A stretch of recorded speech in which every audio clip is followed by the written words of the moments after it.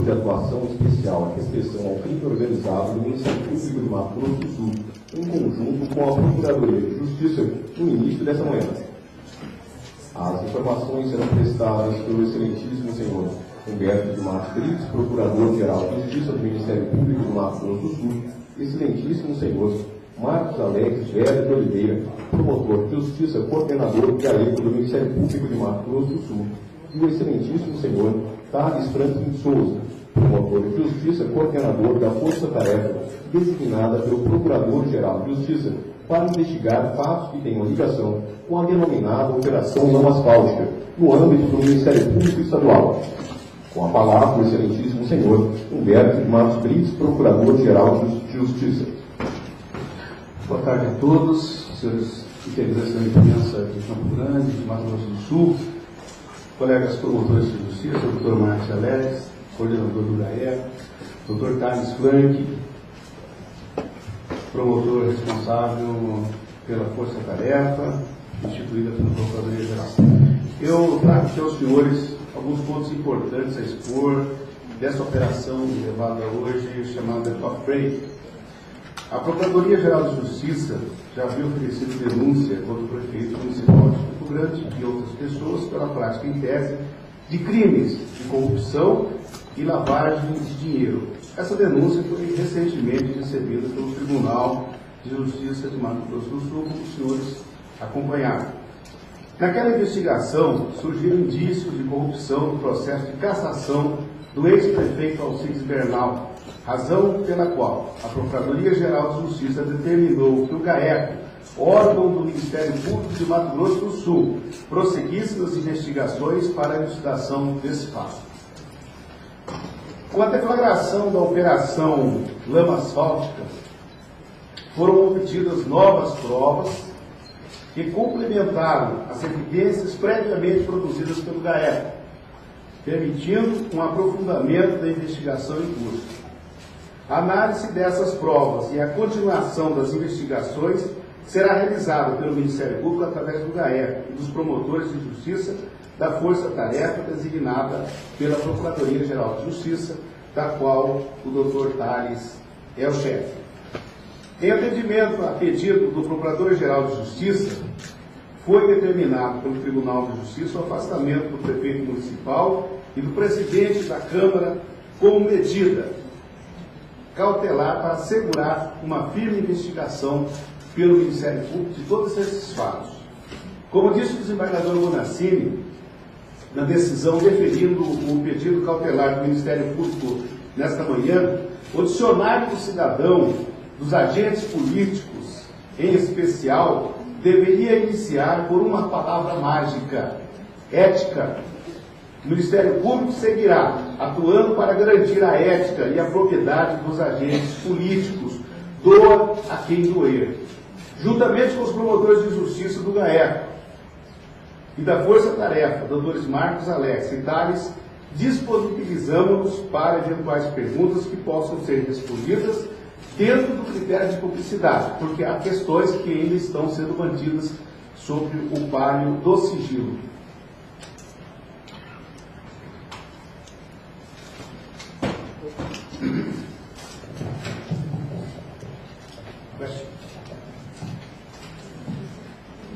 Promotor, eu sou companheiro do universitário e gostaria de saber do senhor, dentro do que for permitido falar nesse quesito aí de se preservar o sigilo, qual vai ser o próximo passo dentro da operação Lama Asfáltica? Bom, essa pergunta, quem pode desenvolver ela é o doutor Marcos Alex. Eu vou passar aqui ao nosso coordenador do GAECO.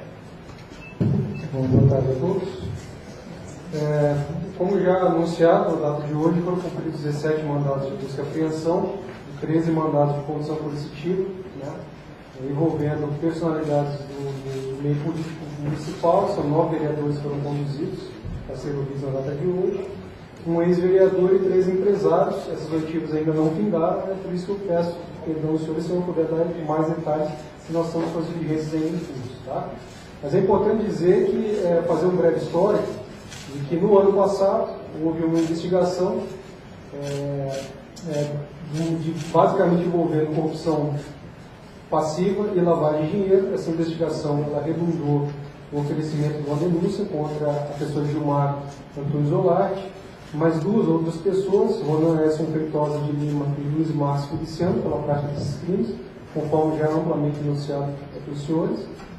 E no bojo dessa investigação, obteve-se de forma fortuita um encontro de indícios de prova de que poderia ter havido um oferecimento de vantagens a vereadores para fins de votar favoravelmente a cassação do ex-prefeito Alcides Benal. Obviamente que o teor da investigação era outro, mas o fato é que com a deflagração da operação da Polícia Federal e a veiculação de principalmente alguns diálogos telefônicos e outros meios de prova que nos foram trazidos, esses indícios se robusteceram de tal forma que, cruzando os dados, pôde-se obter um panorama de que indícios desses crimes de fato tenham ocorrido. Então, dando, digamos assim, continuidade a essa investigação já no procedimento, agora de 2015, nós optamos por pleitear essas medidas cautelares que foram deferidas pelo Poder Judiciário e cumpridas no data de hoje. O senhor poderia falar que tipo de vantagem no ano passado, esse encontro fortuito de provas caminhava por oferecimento de vantagens que eram basicamente cargos e secretarias. É bom se dizer que a corrupção ativa, que é a prática que ele oferece a vantagem, a corrupção passiva daquele que recebe, ele traz no mesmo perfil criminoso todo aquele que recebe vantagem, que não necessariamente precisa ser econômica, tá? Para deixar claro que, assim se considerando que oferecimento de cargos, oferecimento de secretarias, como condição absoluta para influir na decisão de um vereador A, B ou C a votar pela cassação, isso caracteriza, à luz da nossa lei penal, como corrupção ativa e passiva. Então, no ano passado, os indícios eram esses. Houveram depoimentos, sim, que falavam de valores, mas esses depoimentos foram tanto vários, porque não indicavam o nome de pessoas. Agora, com o compartilhamento da prova advinda da investigação da Polícia Federal, nós observamos que, dentro desse contexto, havia um componente empresarial, formado por empresários ali, que demonstraram, inclusive, em interceptações que já foram até vinculadas pela imprensa, interesse no eventual cassação. Então, todo esse arcabouço, esse quadro formado, fez com que, obviamente, que essa investigação progredisse, a ponto de nós pleitearmos as cautelares, e, obviamente, que a investigação, vou deixar claro, os senhores, não se encerra hoje, tá? Nós temos celulares periciados, né? Obviamente que todo esse conteúdo dos aparelhos, eles vão para a perícia, isso serve para formar o conhecimento do investigador. Nós temos ali outras pessoas a serem ouvidas, né? E vão ser várias outras pessoas a serem ouvidas, uma vez que até no curso do depoimento outros vão sendo citados, e essas pessoas que foram sendo citadas vão ser chamadas a depor, tá? Sem contar na análise de dados bancários e fiscais, cujo compartilhamento nós vamos pedir já aos investigadores, ao nosso papo, que podem, obviamente, contribuir para a análise do nosso caso. Vai haver uma atuação aí das operações? Não, a Lama Asfáltica ela tem um âmbito de atuação que envolve, na verdade, a investigação acerca de contratos, obviamente, firmados, tá? Que possuem verba federal. E essa investigação do GAECO ela tem por objeto específico a análise da eventual compra de votos para a cassação do ex-prefeito. O tema específico, a corrupção ativa e passiva vinculada a este tema. São duas investigações diferentes, mas elas possuem um ponto de contato, uma vez que no mesmo período que a Polícia Federal estava investigando um grupo de empresários, o GAECO estava investigando um grupo de políticos por motivos diferentes, mas que um ano depois essas investigações se cruzam e, obviamente, formam um arcabouço probatório bastante consistente. Não está configurado, doutor, oferecimento de dinheiro, então, e quem fazia essas vantagens? Quem oferecia essas vantagens? Olha, existem indícios, principalmente de dados cujo conteúdo eu não posso revelar, que são dados amparados pelo bancário fiscal, e diálogos telefônicos que remetem, sim, ao oferecimento de vantagem econômica. Mas é bom que se diga que esse procedimento não tem só essa vertente, uma vez que o oferecimento de qualquer vantagem, seja ela cargo, secretaria e tal, também caracteriza corrupção passiva, desde que, no momento anterior à cassação, e voltado a influir na decisão do vereador. Eles podem alegar que essa negociação de cargos pode ser acordos políticos? dentro do governo de coalizão, após a cassação, era aceitável. Agora, no momento anterior à cassação, às vésperas da votação da cassação, de forma a selar um compromisso, que obviamente teve o condão de viciar a vontade, aí não há, aí o caráter criminoso ele se indicia, ele transparece. Foram 23 votos a favor da cassação do agora reconduzido ao cargo do prefeito Alcides Bernal. Os 23 estão sendo investigados ou não? E como que fica em relação ao caso que a gente tem vereadores que viraram deputado federal, que hoje são vice-governadores, essas coisas? Como que fica também em relação a isso? Vamos ocupar. Dos 23 votos, não é possível afirmar que são 23 pessoas que supostamente tenham recebido vantagem, promessa de vantagem. Tá? Vamos deixar claro que todos os conduzidos hoje foram de alguma forma citados nos diálogos telefônicos, sejam nossos, sejam da Polícia Federal, como envolvidos nessa questão. Então, em razão dessa citação desses diálogos telefônicos, é que, obviamente, eles estão sendo trazidos aqui na condição de investigados, tá? Para que sejam ouvidos em declarações. A maioria deles está respondendo as perguntas, não teve nenhum deles que se recusou a fornecer. Obviamente que nós já identificamos nos depoimentos contradições que deverão ser exploradas em outros depoimentos, em outras oportunidades. Doutor Alex, no caso da vice-governadora, hoje vice-governadora Rose, que no ano passado a vereadora votou a favor, como foi citado? Nos diálogos telefônicos, não. Ela não aparece ligada nesse contexto. Obviamente, tá, que isso se trata de uma novidade que não foi privilegiada e, obviamente, que em caso de investigação seria o STJ responsável. Doutor, o senhor fala em prova compartilhada, né, entre as duas operações. Que provas são essas? Uma, duas, três? Quantas provas são? Não, na verdade, Oswaldo, houve um compartilhamento com o Ministério Público Estadual de todas as provas colhidas na mascótica. Tá? Esse acabouço de provas que envolve contratos, que envolve inclusive essas questões outras, como essa questão da eventual corrupção envolvendo a compra de votos, elas foram remetidas ao Ministério Público, ou seja, foram todos os documentos que foram objeto daquela investigação, as mídias com filmagens, com áudios e tal. E dessa parcela de prova, com autorização judicial, nós importamos para esse procedimento do GAET, fizemos um cruzamento, foi um trabalho bastante detalhado de análise e cruzamento com os dados do trabalho que nós tínhamos feito no ano passado, e essa junção dessas provas é que gerou essa operação na data de hoje. Os personagens são os mesmos?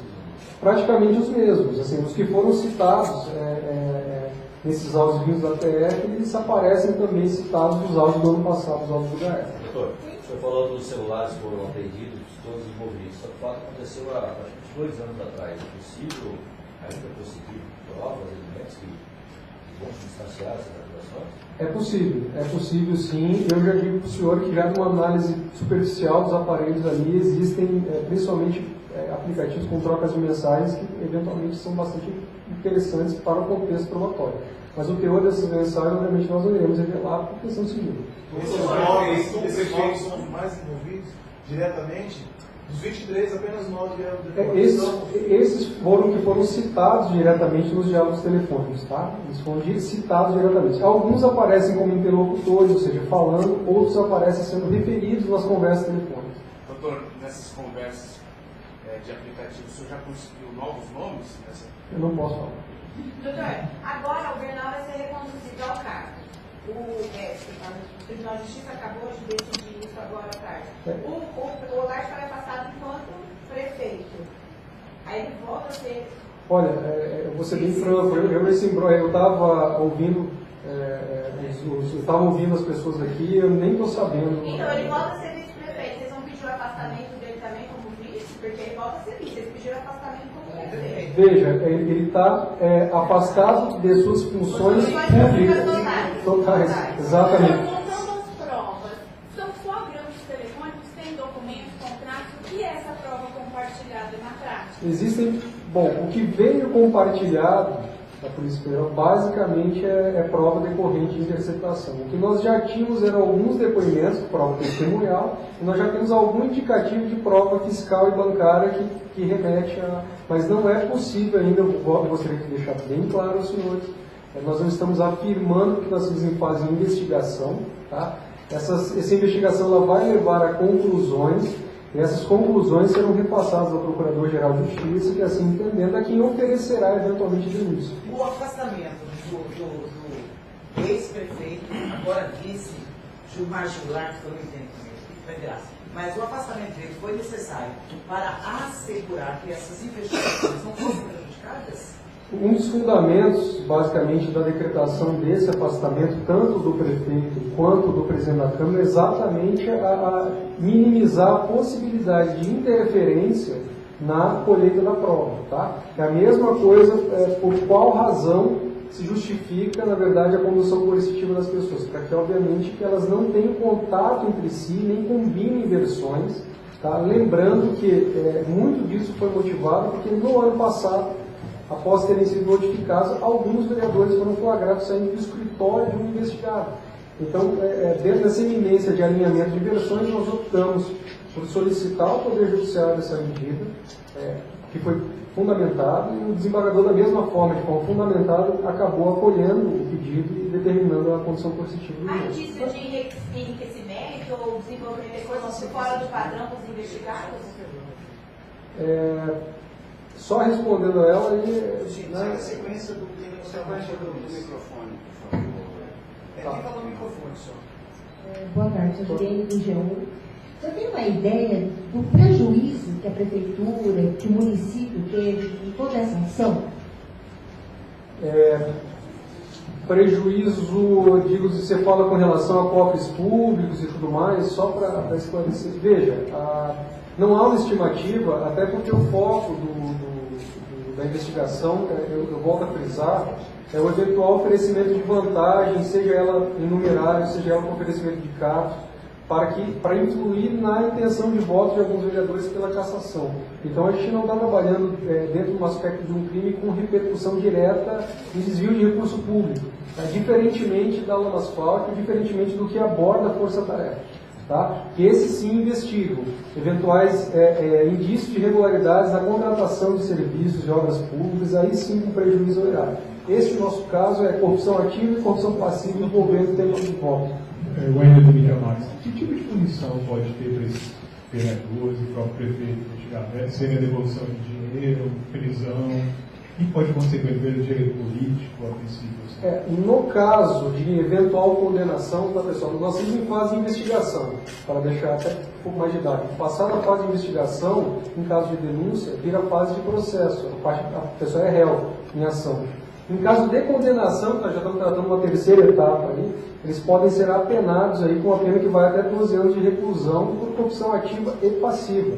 Obviamente, uma condenação criminal, ela gera como efeito a suspensão dos direitos políticos, que gera perda de mandato, de cargo público e uma série de outras consequências que a própria lei penal prevê.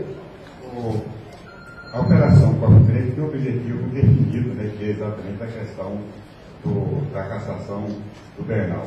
Mas a operação no Maçoca é bem mais abrangente. Sem dúvida. Pretende o Ministério Público outros inquéritos? Olha, a Força-Tarefa ela vai estar responsável por analisar, veja, esses desdobramentos todos. Inclusive eu vou passar até o colega para esse esclarecimento, doutor Thales.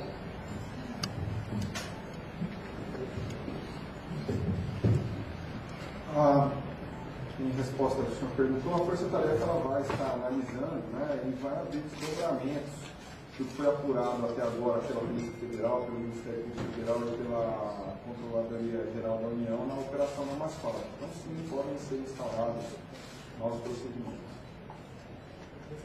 Gabriela Correia de Estado, com relação aos vereadores que já foram ouvidos, o que o senhor pode antecipar para a gente? Olha, Gabriela, eu peço até desculpa por não poder adiantar isso. Infelizmente é porque nós ainda temos mais 4 pessoas para ouvir. Obviamente o que eu declarar aqui pode ser eventualmente utilizado até nas oitivas que envolvem mais. Mas nós vamos, assim, deixar claro que já há uma sinalização do Tribunal de Justiça do levantamento do sigilo de toda a prova que está lá. Tá? Então nós já comunicamos ao desembargador o cumprimento dos mandatos, então logo sejam levantados os sigilos, aí a gente vai dar todas as informações possíveis e eventualmente atualizar vocês sempre que possível, tá? Das novas medidas investigativas que vão ser tomadas. Doutor, o senhor disse que ficou sabendo sobre o retorno do... Eu não fiquei sabendo. Ficou sabendo agora, aqui por nós. Isso muda alguma coisa, principalmente nas investigações? Tem alguma alteração? E como é que o senhor enxerga isso? Acha que a investigação teve efeito? Olha, é bom esclarecer que a nossa investigação, a investigação, todos os órgãos que atuam na investigação criminal, eles visam a investigação criminal, tá? Eles não observam o aspecto político. Então, o que acontece? Se um determinado indivíduo, seja que posição ele ocupe, pratica crime, ele deve ser investigado. Essas provas devem ser levadas ao Poder Judiciário. Caso o Poder Judiciário assim entenda, se condene. Os efeitos políticos disso, assim, eu acho que não cabe ao Ministério Público, na minha visão, peço até perdão se estou sendo equivocado, mas na minha visão não cabe ao Ministério Público avaliar. Então, nós estamos numa investigação de âmbito criminal, que visa apurar corrupção ativa e passiva. A gente não está vendo o rosto, a gente está vendo, na verdade, fatos, investigando fatos, e tentando chegar a uma conclusão para que a sociedade tenha eventual conhecimento e acompanhamento de tudo isso. Minha voz é um pouco forte. Dentro do que já foi investigado até agora, dentro do que já foi investigado hoje, do que já foi ouvido, do que já foi colhido em depoimentos das pessoas que foram conduzidas, há, na sua visão, a possibilidade da Justiça pedir o afastamento de outros vereadores? Olha, isso vai depender.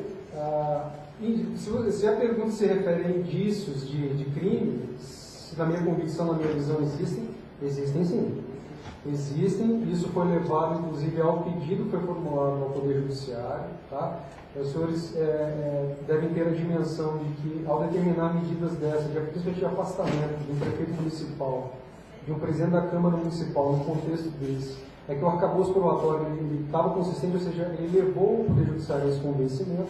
É claro que nós não descartamos em absoluto qualquer outra medida. É bom deixar claro que o que nós queremos é investigar, a intenção é fazê-lo de forma adequada, conforme a legislação prevê, e todo aquele que tentar interferir na atividade investigativa poderá, sim, ser alvo de medida judicial de natureza mais restritiva ou menos restritiva.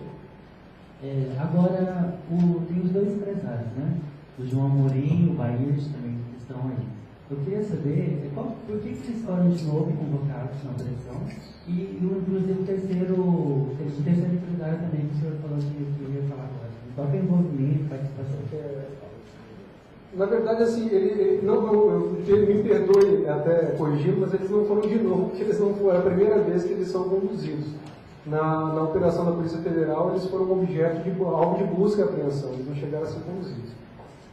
Respondendo de forma mais objetiva, eles o foram porque apareceram interlocuções, obviamente, em diálogos que remetem eventualmente ao tema da investigação. É por isso que eles foram conduzidos na data de hoje.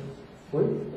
Estão sendo ouvidos, ainda são os últimos que serão ouvidos. Tá? Na data de hoje nós não temos hora, inclusive, para terminar isso aí.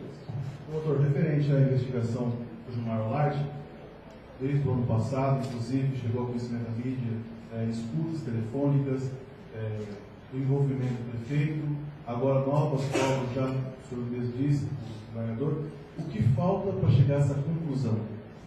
Olha, é bom deixar claro que uma investigação ela se compõe de várias partes. Tá? Nós primamos por um trabalho que seja inquestionável. Então não basta, por exemplo, para nós só prova de vinda de prova testemunhal, só prova de vinda de interceptação telefônica e outros meios.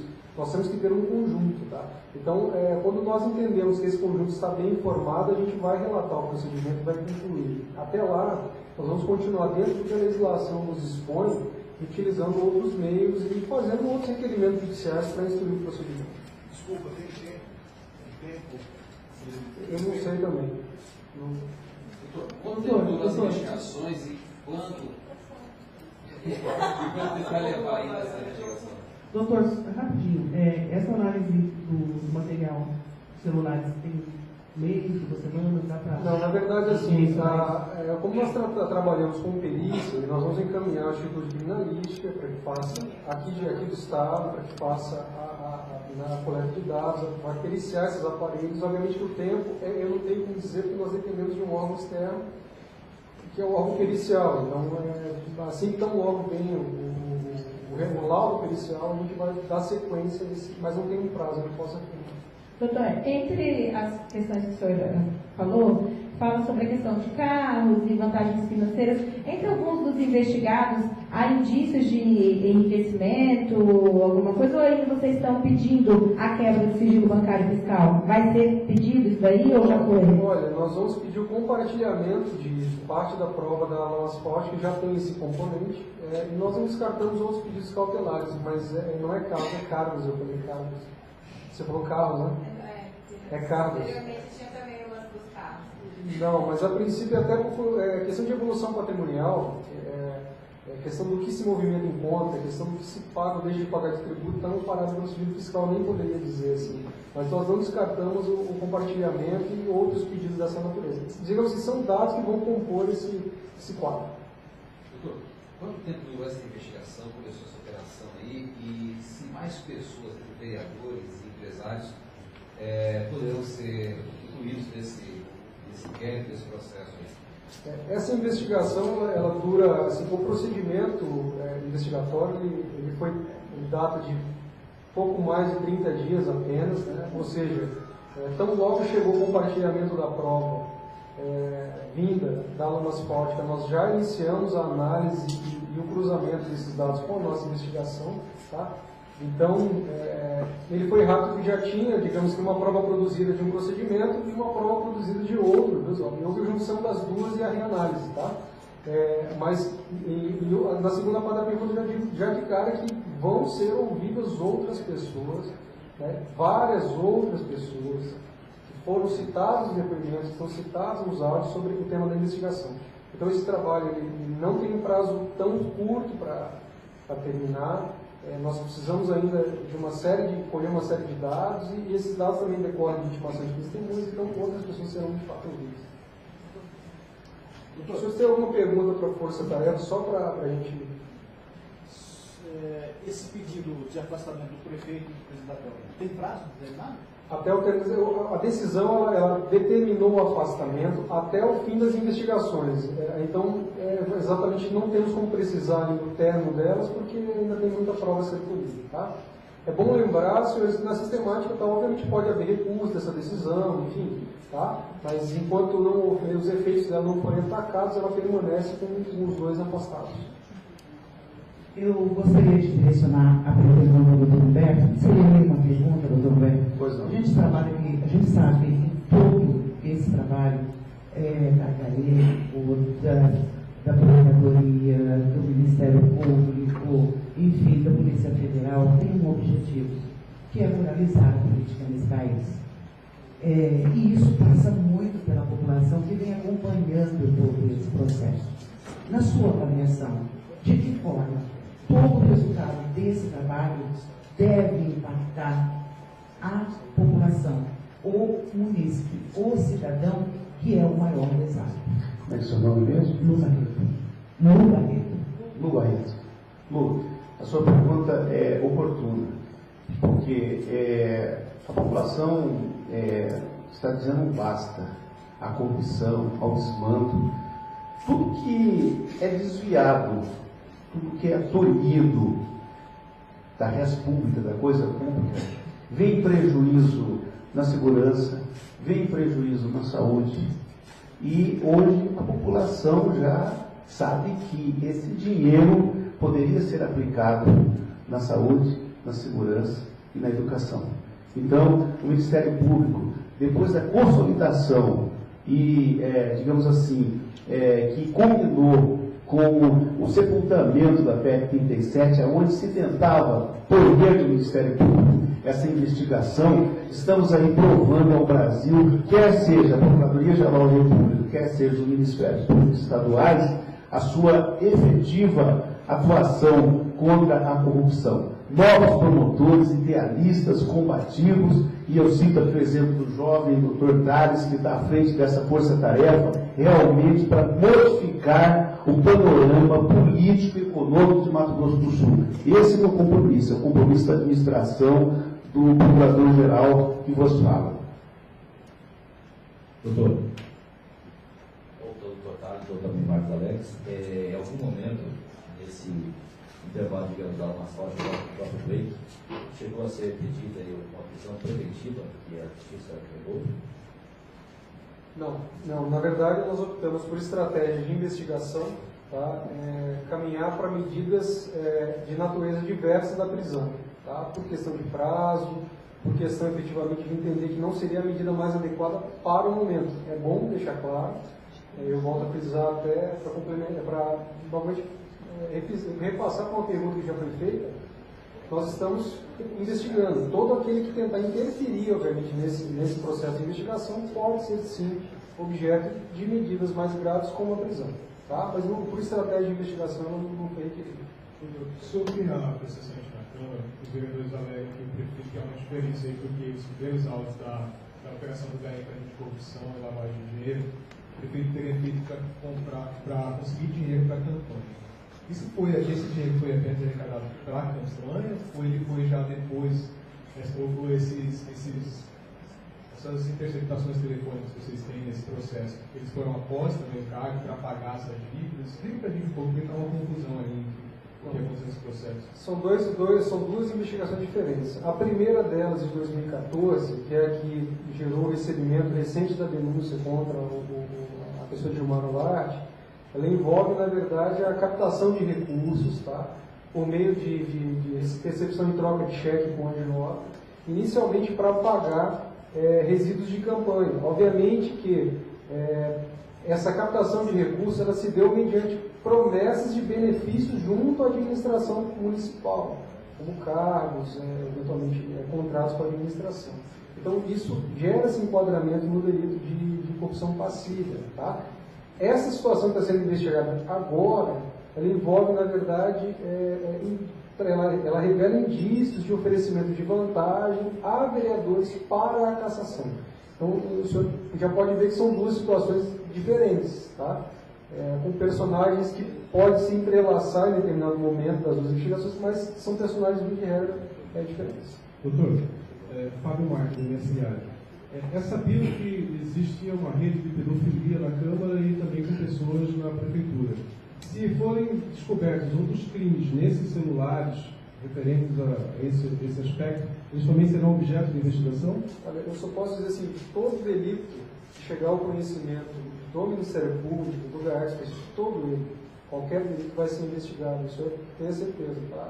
Com relação a essa temática, a gente também não pode tecer muitos comentários, porque está em âmbito judicial e com o segredo de justiça decretado. Mas eu digo o seguinte, de forma geral, seja esse, seja qualquer outro fato que constitua esse crime, será alvo de investigação sem dúvida alguma.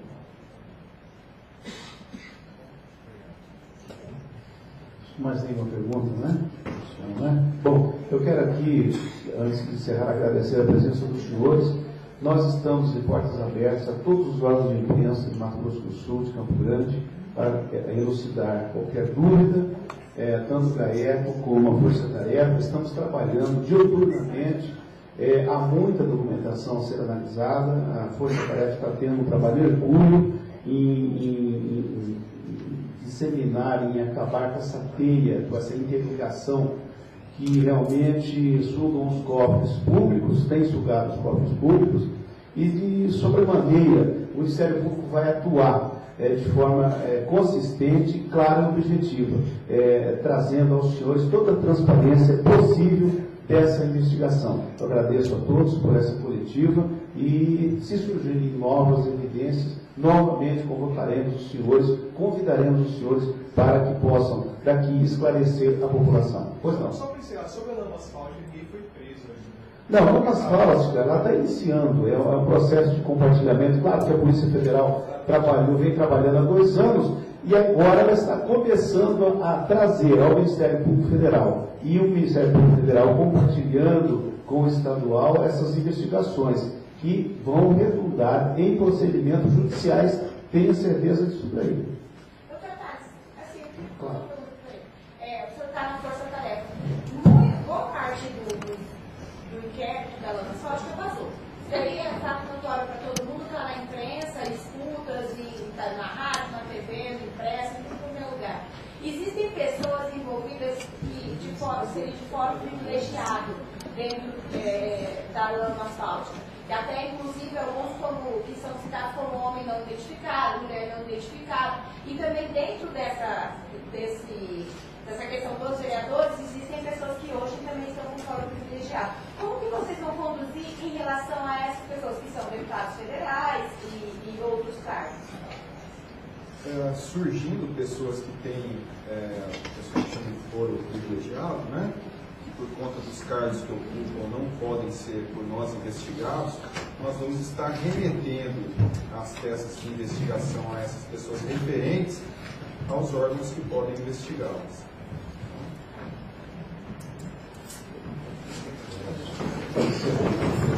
Obrigado a todos.